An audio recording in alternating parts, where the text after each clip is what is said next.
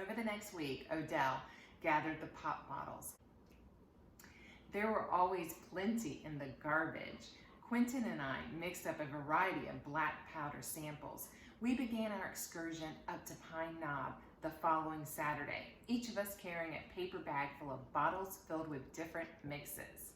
We had to first climb Water Tank Mountain, so called because of the two cylindrical steel water tanks on top of it that held Coldwood's drinking water.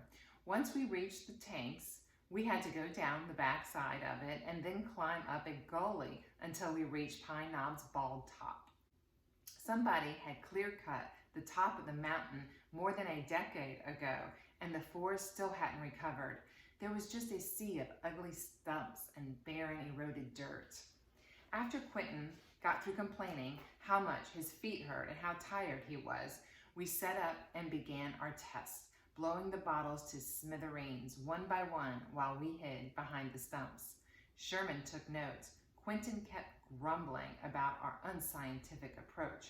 In truth, the tests were subjective at best. One exploding bottle, difficult to compare to another. I had ground the powder especially fine for the last bottle we detonated, however, and when it went off, it blew a crater a foot deep. Even Quentin was impressed. That's the way I'll mix it and grind it for our next rocket, I told him, and he was mollified. We had accomplished something nearly scientific after all. The finer the powder, the bigger the explosion. Despite the fact we were off company property, we would later hear that some people in Coldwood were still unhappy over what we were doing. It seemed like every time we blew a bottle, some people thought the mine had blown up. They'd come out on their porches in a panic, but then somebody else would say, no, it's just those damn rocket boys. Then everybody would go back inside until we blew another bottle, and the same thing would happen all over again. When I returned, Mom said Dad had gotten phone calls about the noise, including one from Mr. Van Dyke. Surprisingly, Dad didn't say anything to me about it. I was off company property, so perhaps he felt I had followed his orders, at least to an extent that satisfied him. But I still had a problem. Pine Knob was okay to blow up bottles, but it was impractical for a rocket range. The BCMA needed, more than anything else, a place of its own nearby where we could launch our rockets without anybody complaining. But where could we find such a place? As it would turn out, that particular decision was about to be taken out of my hands. At the Coldwood Women's Club meeting on Thursday evening, the grade 6 teachers met with Mom and Mrs. Van Dyke and gave them their unsolicited advice on the whole matter of us outlaw rocket boys. Mom woke me up the next morning. It was still dark outside. Come on, we're going to talk to your father. Blurry-eyed and confused, I followed her to the kitchen. Dad almost dropped his coffee mug when we appeared. It was a rare thing for Mom to be up that early, and he had never seen me before sunrise, ever. Damn, Elsie, don't sneak up on me like that. Sonny and I need to talk to you, Homer, Mom said. Dad eyed me and sagged in his chair. Let's hear it. I want you to figure out how he can launch his rockets without everybody getting upset about it. Why would I want to do that? Because there's some people in this town who think he and the other boys are trying to do a good thing. Although I didn't have a clue, Dad, of course, already knew who Mom was talking about. Don't ask me how. Those damn old biddy school teachers think all they have to do is snap their fingers and they get their way about everything in this town. He gulped down the dregs of his coffee. Sorry, this comes from higher than me anyway. Van Dyke says no more rockets too. You'll come to regret this, Homer, Mom said icily. She wrapped her housecoat around her and stalked out of the kitchen. I was left alone, standing at attention before Dad, who finally acknowledged my presence. Do you see all the trouble you've caused? He demanded. I was confused about exactly what trouble he had in mind. After all, I hadn't fired any rockets since his last order to stop.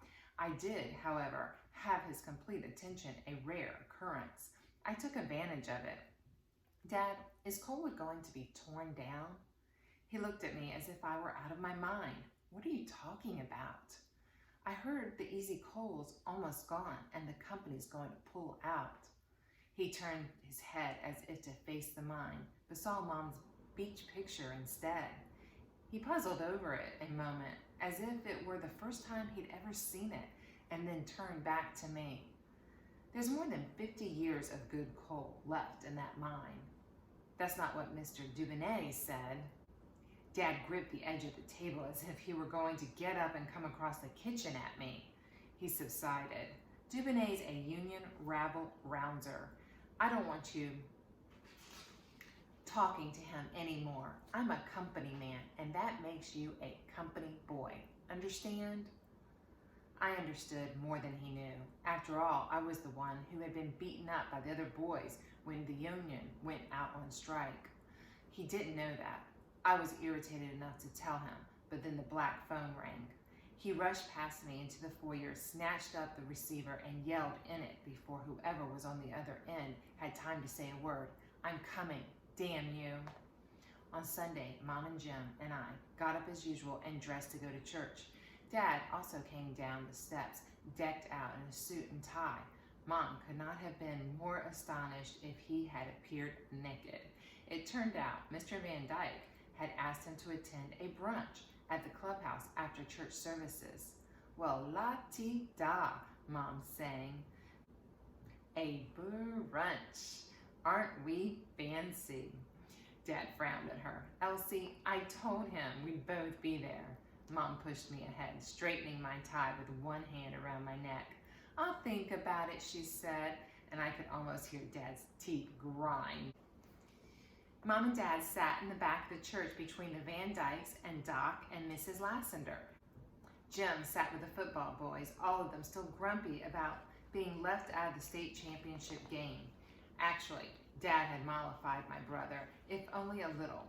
Jim now had exclusive use of the Buick every Saturday night. He didn't even have to wash it first if he didn't want to. I wasn't jealous of his privilege.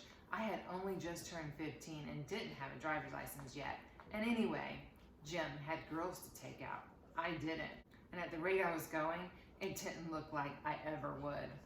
I found Sherman and Odell, and we sat up front. When the choir got up to sing, Mrs. Dantzler stepped out for a solo. She stood straight and tall in her maroon robe, and when the sun came through the clear glass windows, her hair glowed like molten silver. When she finished, her voice seemed to still be ringing up in the rafters. The Reverend Lanier stood up and made his way to the pulpit. I thought something about him didn't look right. He looked a little hairy. His robe seemed to be ill-fitting, and his hair needed combing. Today, he began in a strangely nervous voice, I will speak on the general topic of fathers and sons. We live, he said to the hushed congregation, in a day and age when fathers often do not receive the respect they should from their sons. At this remark, my antenna went up.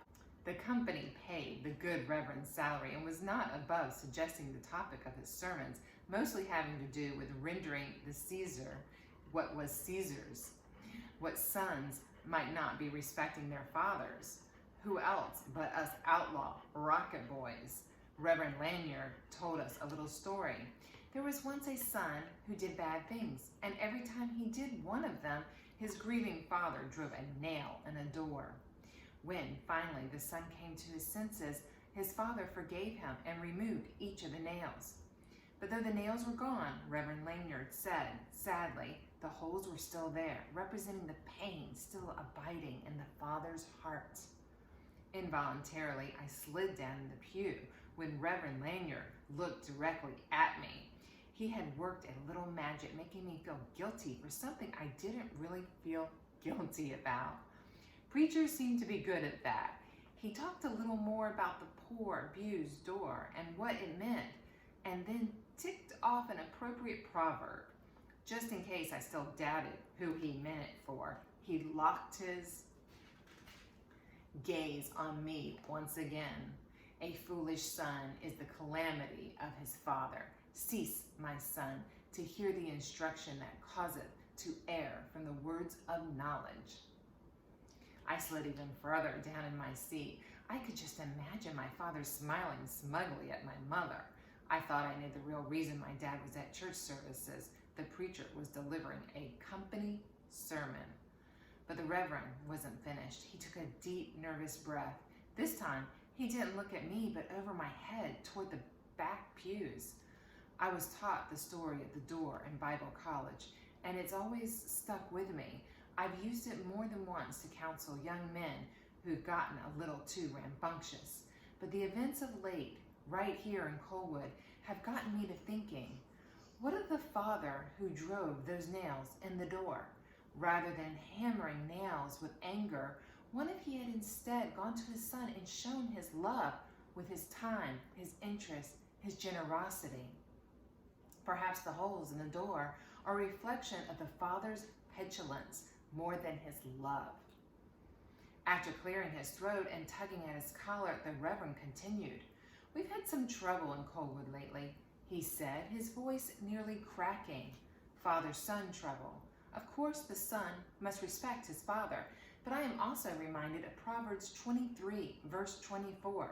He that begetteth a wise child shall have joy of him. To have a child who longs to learn is the sweetest gift of all. Although usually there was only silence in the congregation, I heard a few hearty amens from the choir box. And then, to my joy, I realized who had influenced at least the second part of this particular sermon. It wasn't the company, it was the old biddies who filled most of the choir box, the great six. Reverend Lanyard wasn't preaching to the choir, he was preaching for it.